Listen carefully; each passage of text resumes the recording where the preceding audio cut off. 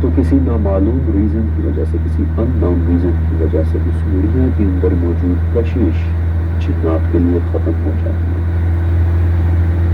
اب ابن کنجور نے اس بات کی وجہ نہیں بتائی تھی، لیکن میری انڈرسٹینڈنگ یہ ہے کہ کھلونوں میں اللہ تعالیٰ نے بچوں کی خوشی کا سامان رکھا ہے۔ وہ کبھی ان سے کھیلتے ہیں، کبھی انہیں توڑ دیتے ہیں، کبھی انہیں پھینک دیتے ہیں۔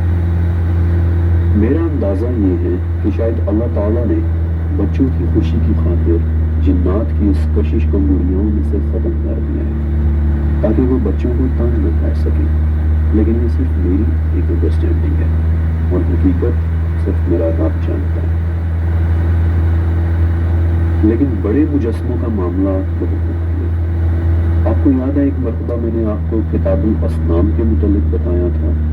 کتاب الاسنام یعنی بتوں کی کتاب 8ویں صدی کے ایک اسکالر ہشام الکلبی نے لکھی تھی، اور اس میں ایک بہت ہی عجیب واقعہ درج ہے کہ جب اللہ کے رسول صلی اللہ علیہ وسلم نے حضرت خالد بن ولید رضی اللہ تعالیٰ عنہ کو عزا کا بت توڑنے کے لیے وادی نخلا بھیجا، اور بائی دا وے وہی وادی نخلا ہے کہ جہاں مسلمین کے جنات میں آپ صلی اللہ علیہ وسلم کو پہلی مرتبہ قرات کرتے سنا، تو یوں لگتا ہے کہ جیسے نخلا میں عزا کے 2 مجسمے تھے، ایک ریپلیکا اور ایک اوریجنل۔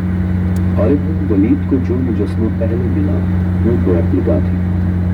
خالد بن ولید نے اسے توڑا اور آپ علیہ السلام کے پاس واپس آئے، لیکن آپ نے پوچھا کہ جب تم نے اسے توڑا تھا تو کیا تم نے کوئی غیر معمولی بات ہوتے دیکھی تھی؟ خالد رضی اللہ تعالیٰ نے جواب دیا کہ نہیں۔ تو آپ علیہ السلام نے کہا کہ تم نے ابھی اصل مجسمے کو نہیں توڑا، لہٰذا دوبارہ واپس جاؤ۔ خالد بن ولید دوبارہ گئے اور اس مرتبہ انہوں نے عزا کے اصل مجسمے کو لوکیٹ کر لیا۔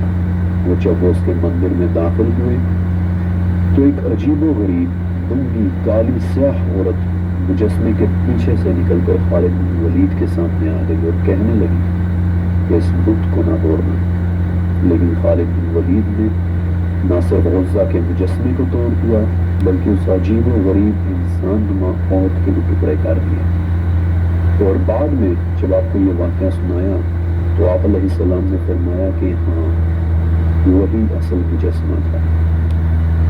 اور اس حدیث سے پتہ چلتا ہے کہ وہ غیر معمولی بات کہ جسے اللہ کے نبی ایکسپیکٹ کر رہے تھے وہ یہی تھی کہ مجسمے کے اندر موجود جنی وہ جنایا اسے بچانے کے لیے خالد رضی اللہ تعالیٰ عنہ کے سامنے ضرور آئے گی۔